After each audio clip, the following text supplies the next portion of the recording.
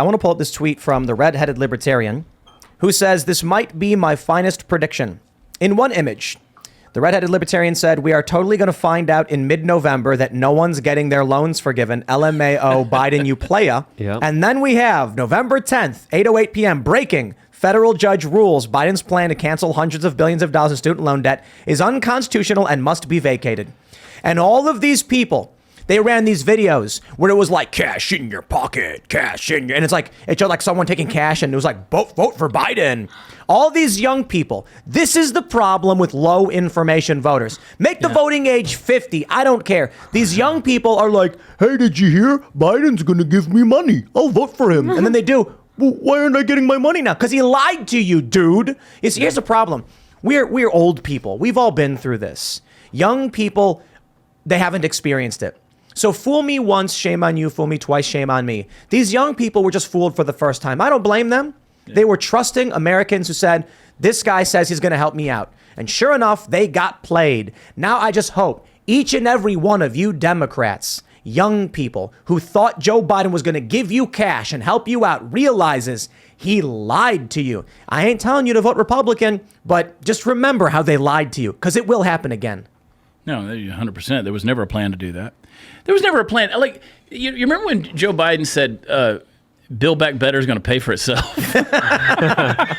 I mean, that was a fun idea. That was a fun idea. Or the Inflation Reduction Act that has 80,000 IRS agents that Bill Gates pretty much wrote. 87,000? And it's going to go after the little person like that only has a little bit in their account. Well, I mean, you remember what the media did with Donald Trump saying that Mexico was going to pay to build a wall. And then Joe Biden comes along with a Build Back Better. I remember, and which again, his inflation plan is nothing but a climate change protection policy right there. I remember when they came out with the Green New Deal and AOC was the champion for that thing. It looked like a fifth grader wrote something in crayon, right? Nobody believed that there would be a $91 trillion infrastructure rebuild. Nobody believed that, because what's a trillion? Nobody knows what a trillion is. They say trillion and we just white noise it, right? And because nobody understands what that number means. We just throw that around like it's no big deal. But by God, I mean, between modern monetary theory, the ESG scores, they believing that deficit and debts are good things, a cashless society, World Economic Forum, all this stuff going on. And now you see what's going on. I mean, Joe Biden actually flipped the script the other day by saying the quiet stuff out loud and saying, oh, we're going to get rid of all these coal plants. We're going to get rid of all this stuff. We're not going to have that. We're going to shut them all down. We're going to have wind. We're going to have solar. They're telling us what they're doing. They don't care. They don't care if you're, They've got, look. What was their deal? We're going to you spend $500,000 to winterize your home, and we'll give you a $300 tax credit at the end of the year. That's the inflation plan. This is what you have. You have college students who are broke and in debt. Mm-hmm. They don't own property. They own nothing. Yeah. And they're unhappy.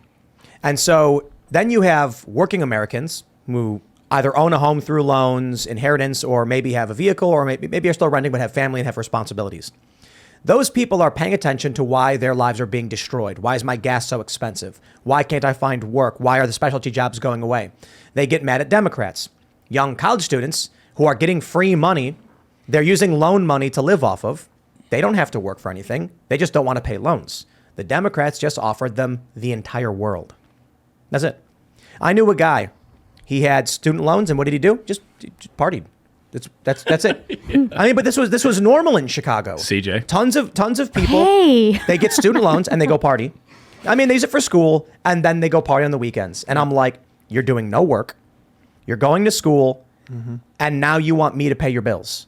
I'm sorry, that just doesn't make sense. But it's kind of crazy that millennials, I think they were only like 2 points behind. I'm a millennial, 2 points behind voting Republicans versus Democrat. Because they're having babies now, they're growing up, they have jobs, and so where they came out for like Obama, but in the midterms, I'm pretty sure they were almost close to even. I mean, we always make fun of millennials, but they were voting Republican more this time around. Well, they have responsibility. Yeah, there's debts, there's payments, there's mortgages. We grew up. Yeah, that's the thing. So when I was working in Hollywood and out there, my agent, my manager out there, my manager had a guy that worked for him, and he's a black guy. He'd worked on several studio lots and stuff, and we'd go to dinner, and Fred, he would say, "Man, I'm a Democrat because I grew up a Democrat. I grew up, my family was Democrats. I've never known anything different." And my manager, Arthur, he would say, It's because you haven't made any money yet. Yep. You haven't made any money yet. When you make a little money, you'll change. And this was a guy in Hollywood. This was a manager who's been 40 years in the television industry out there. Where if you're anathema, I mean you're a curse. You're ostracized. You're outside of the gate, man. You are shunned if you come out as a conservative. Who's saying, well, yeah, but you're not conservative because you haven't made any money yet. It's a kind of one of those open secrets. That's why wasn't the Biden administration meeting with the influencers on TikTok to get all those Gen Zers, or did I dream that? No. Well, I mean, he had the Jonas Brothers. He had everybody from the Jonas Brothers to the Dylan Mulvaney at the White House. So obviously he's doing that. Yes. Yeah. So I'll tell you, we're in a situation where this is a controlled fall. This is not even controlled. They're trying to control the downward spiral. They're crashing the plane. We know the plane is crashing. We know that they want this economy in shambles. We want everything done and just done away with things that we've held valuable and traditional in America. And they don't care. They know that they can do this, pin all the blame on a Joe Biden who he ain't got long. Like I said, his toes are on the precipice. So they can do that. Well, and they don't care. He doesn't have to campaign. He can lick the windows in Delaware. It doesn't matter what he's doing. It doesn't matter what he's doing. It doesn't matter what he says. The other day they just asked him, they said, what are you going to do to improve over what's happened in the last 2 years? He said, nothing. Well, and I think they know that it creates chaos, and chaos creates fear, and then they know that they can control you once fear sets in, and then you're going to always vote for them. So. Well, we saw that the last 2 years. Yes. That's all they got is fear. Yeah. Well, Republicans are going to need more than whatever it is they're offering too, because the establishment doesn't want to. The establishment wants to stay the uniparty. They want to keep that deal, but that deal's done. MAGA came, and it's not so much about Trump anymore. I mean, you got DeSantis now. And if the establishment and the leadership doesn't realize, you know what? I'll put it this way: I think they're willing to sacrifice victory for as long as it takes. They will just say, we don't care. They're the same thing as the Democrats, so they'll just keep sitting back and letting actual Americans suffer, hoping that eventually MAGA stops. It's not going to. I think the one thing that needs to happen right now for all the Republicans going in is just absolutely reject McConnell and McCarthy. 100%. Just gone. Nope, not going to happen under no circumstances. Sorry. You tell them, for all these new members of Congress, you can be like, there is nothing on God's green earth that will make me support you as speaker. You better pick somebody else, anyone else. But the problem is we've had people come in here who are just like, well, you have to. I'm like, no, you don't. You can say, have fun. Have fun. Bring Pelosi back, I guess. See, that's the thing. I've called it the good old boys club forever. You've been a member of this country club for 30 years. Now it's time for you to be the chairman of the board. It's your turn.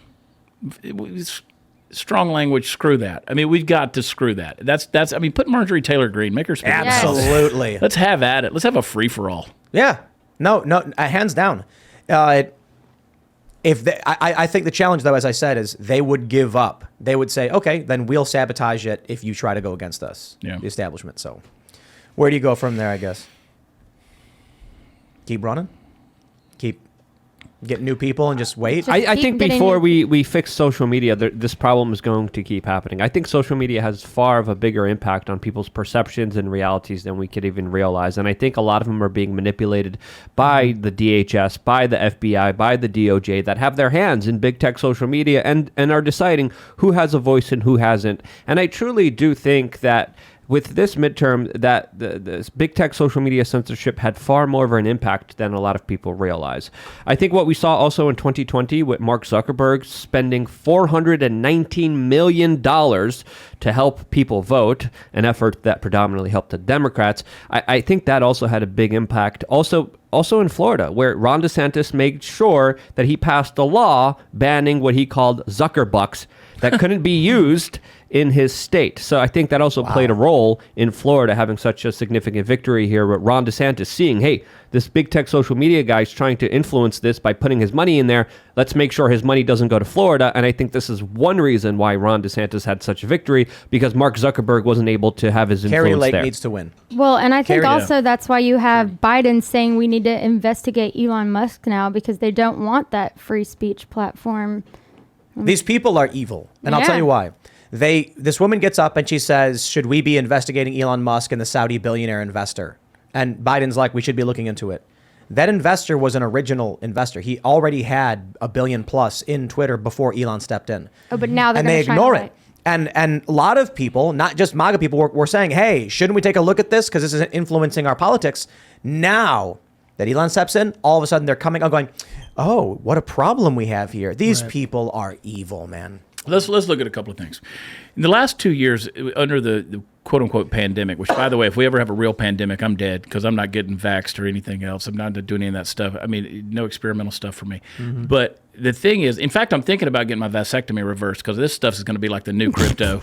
This is new Bitcoin right here. And so here's my thing. We look at all the tyrannies we came under, the stuff that was revealed. America's held together by a three-chord strand, okay? The media, education, and the courts. We've lost the media. We've lost education. We're barely holding on to the courts, right? Barely. At least we saw with the overturning of Roe v. Wade that the courts came out in favor of the Constitution in that case, put the rights back in favor of the states making their own decisions.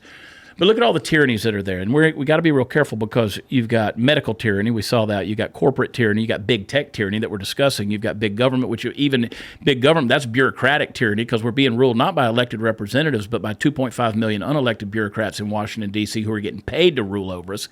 You got educational tyranny. You got the mainstream media tyranny. And at some point in time, I'm trying to figure out when we start spilling tea into the harbor, right? Because this is bullshit. And we're looking at all this stuff, and there's no end in sight for it. Thanks for watching this clip from the Timcast IRL podcast. Hang out with us live Monday through Friday at 8 p.m. and become a member over at timcast.com for uncensored, members-only shows exclusive. Thanks for hanging out, and we'll see you all next time.